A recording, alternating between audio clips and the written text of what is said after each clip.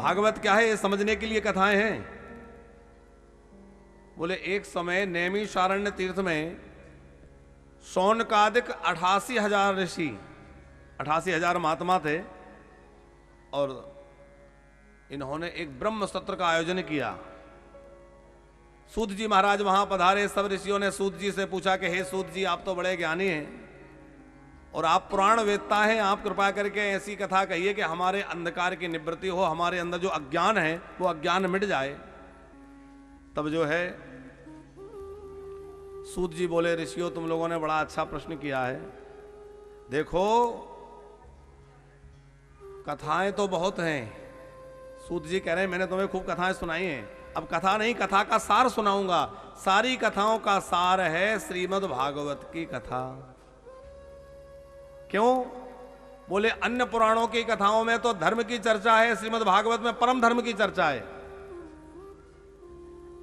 और अन्य पुराणों में यह है कि मनुष्य को क्या करना चाहिए क्या नहीं करना चाहिए, पर भागवत में यह है कि भगवान कैसे कृपा करुणा करके जीव को शरण में लेते हैं। भगवान के प्रेम की गाथा है जो श्रीमद् भागवत सुखदेव जी ने राजा परीक्षित को सुनाई थी। ऋषियों वही मैं तुम्हें सुना रहा हूं। जब महाराज परीक्षित को श्राप लग गया और वह सब कुछ छोड़ छाड़ कर गंगा जी के घाट पर आकर बैठ गए, और 7 दिन उनके पास बचे थे, 7वें दिन उनको सर्प कट दंश मारेगा, मृत्यु हो जाएगी। तो सुखदेव जी ने क्या सुनाया? श्रीमद् भागवत की कथा सुनाई। 7 दिन कथा सुनी, और 7 दिन की कथा सुन करके परीक्षित विमान में बैठ के भगवत धाम चले गए।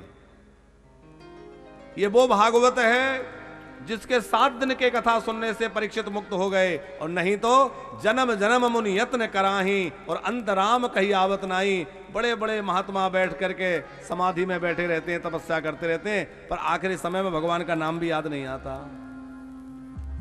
केवल 7 दिन में मुक्ति देने वाला कोई साधन है तो वो श्रीमद् भागवत है।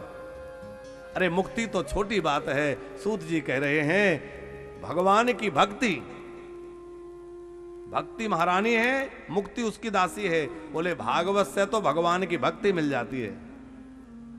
भक्ति माने भगवान का प्रेम।